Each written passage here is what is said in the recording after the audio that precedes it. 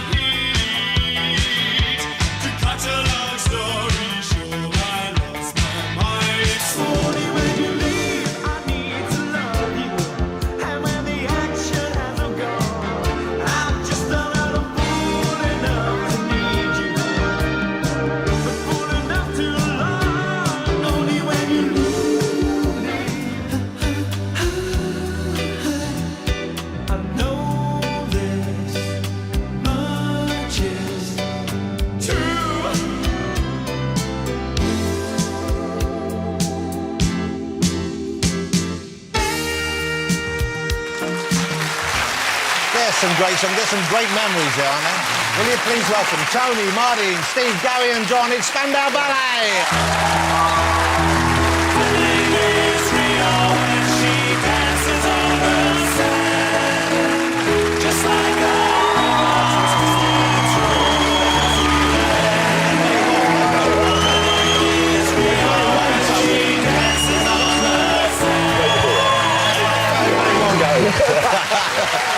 Well, we've got to find a way of...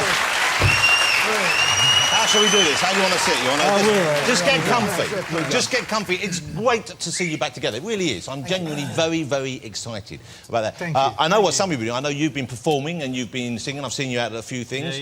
Obviously, you've both been doing a bit of acting. What have you guys been doing? What have the rest of you been up to? I went to Ibiza for a few years and got into the... A few years, you know. Went over there for a bit of change of scenery and stayed there for about 12 years. That must be a lovely place to be, a lovely year. Yeah, it is. Fantastic. Yeah. And I've still been mostly looking at Tony Hadley's arse on stage.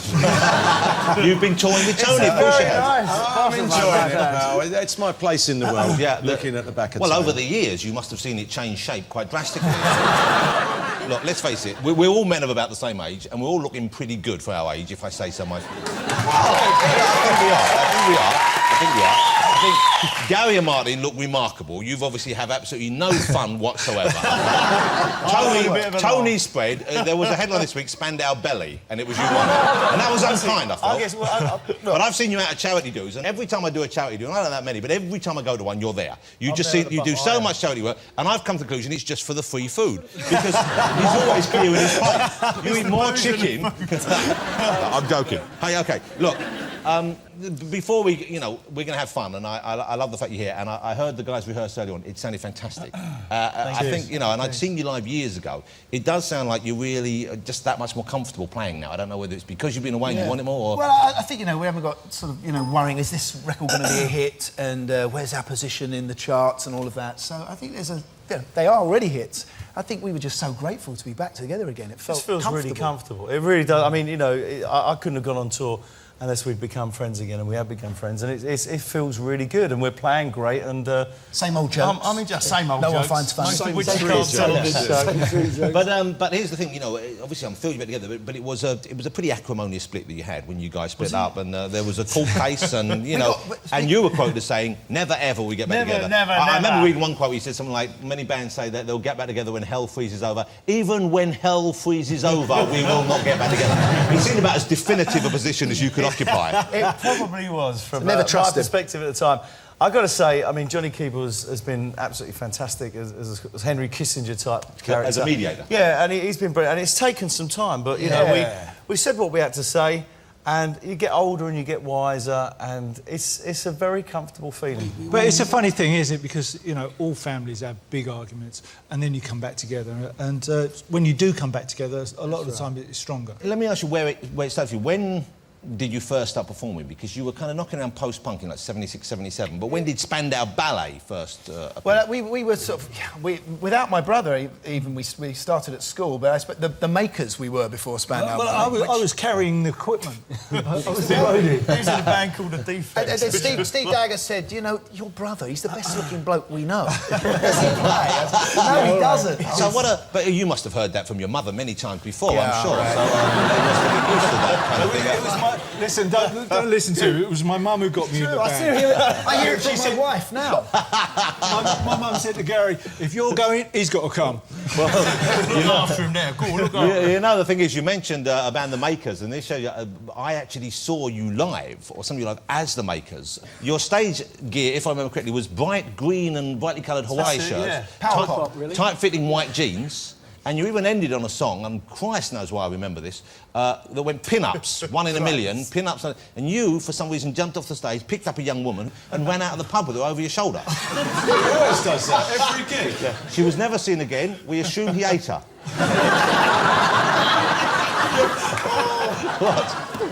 But Spandau had a very distinctive sound and also a very distinctive look back then, because you kind of heralded, helped kick off, and you were, I guess, the first group to be labelled as New Romantics. We walked into a club called Billy's, and there was about 50 people in there, and I think most of those have gone on, like John Galliano and Boy George and Midjure, and all gone on to have massive success. You know, and it's this tiny little club, and we said, they haven't got a band to dance to.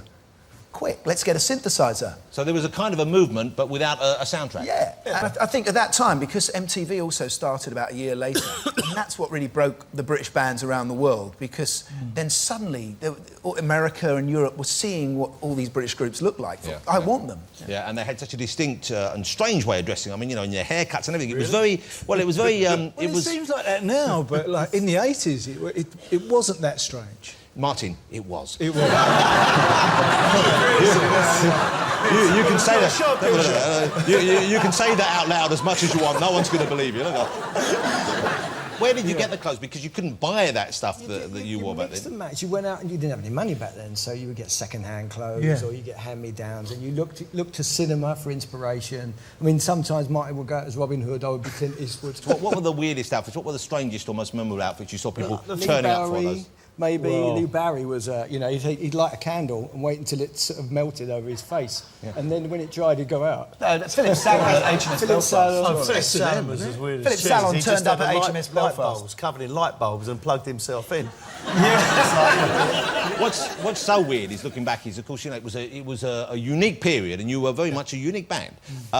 But of course, when you started, you know, you were still lugging your own gear around like a band. You were still working small. We've got a clip. There was a small documentary film made about you at the time. I think it was from about 1979. 79. Johnny Street Porter made this. Yeah, I think they're in your flat. Is it your flat? Yes, my council flat. This is Spandau Ballet before they had a record deal, before they had a record out. If you haven't seen this, you're going to love this. I've got this at home on DVD. And I watch this probably once a month.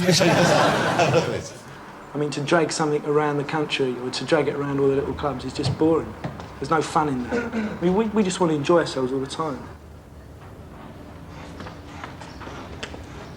The biggest problem with the gig is so much to coordinate, sort of shifting of the gear, and it's all really a bit of a drag. It's only really worthwhile when we actually get it sorted out and everything's set up. It's just a bit of a nuisance. We'd not do it if we had to, if we had the choice. No, it wasn't. Was that you?